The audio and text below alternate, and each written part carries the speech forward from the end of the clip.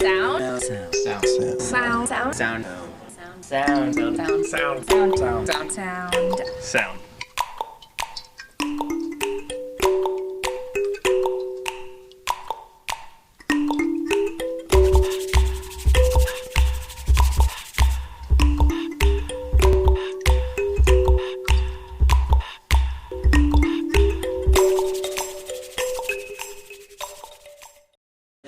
Without sound, you can't hear stuff. Silence is the absence of sound. I mean, the whole point of silence is just that it's volume at its lowest level. There's no such thing as silence ever, anywhere. Without silence, we wouldn't know what sound is.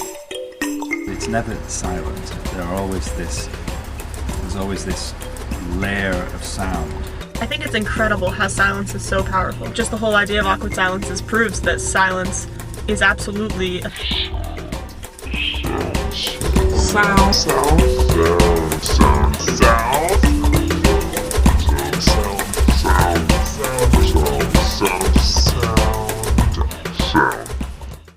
It's just something that I've always heard and I'm used to, and that is really familiar. And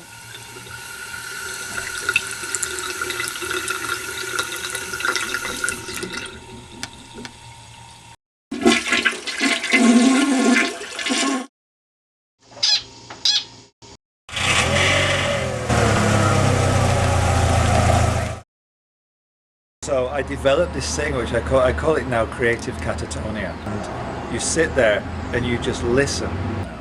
You just close your eyes and build a soundscape. That's a truck, and it's going from there to behind me, and then there was another car that went that way.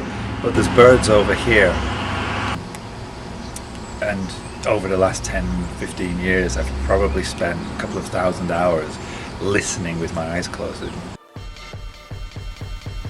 There's all sorts of sounds that really affect me. The majority of sound in my life has been my own voice. Didn't exactly know how to answer this. I don't really think about sound. I don't want to talk about sound. I like to use my ears. The most important senses. If I start to think about it, it's going to drive me crazy. I'm talking right now. That's sound. Easy to get distracted by sound. I think sound and music depends on what environment you're in. I start to reproduce the sounds I've heard that have affected me that day.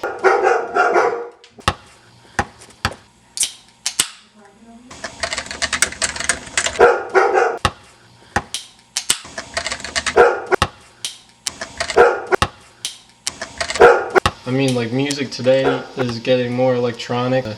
People grew up playing video games and they hear all the beeps, and like kids now are growing up hearing ringtones all the time, and everything's getting way more electronic. So I think it only makes sense that music is getting less acoustic and more electronic, and it's kind of comforting at the same time. And my dad calls me. I can always tell if he's gonna yell at me or if he just wants to tell me something. I can just tell by the tone of his voice. And like the speed of someone's voice can totally affect how you could kind of gauge what emotion they have. They're panicking, and why do commercial jingles work? People on the news talk in a very specific way. Yes. Why are things get stuck in our heads so badly? I guess there's just a whole level of perception out there. I mean, there's sounds we can't hear, things above our range and below our range that still affect us.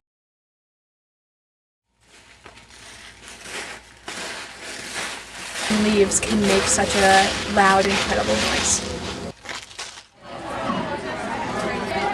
Train your hearing so you start to actually pick up snatches of conversation, which is really, really good.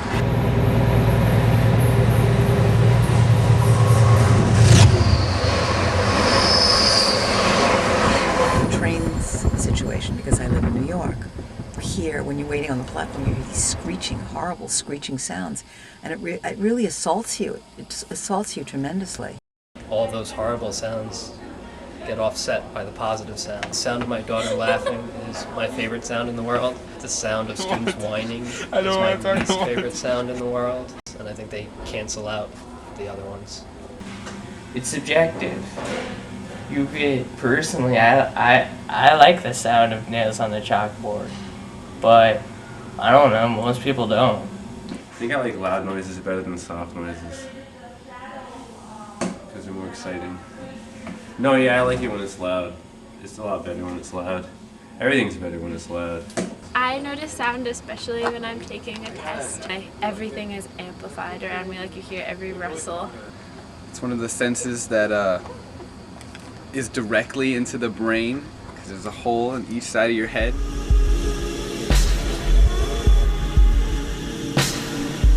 There's some sort of weird rhythm in the world, and happy to contribute and be a part of it. It's just like that's something I want to work with and become eventually. Just like from a sound man to just becoming sound, which I think is possible. It's a beautiful thing.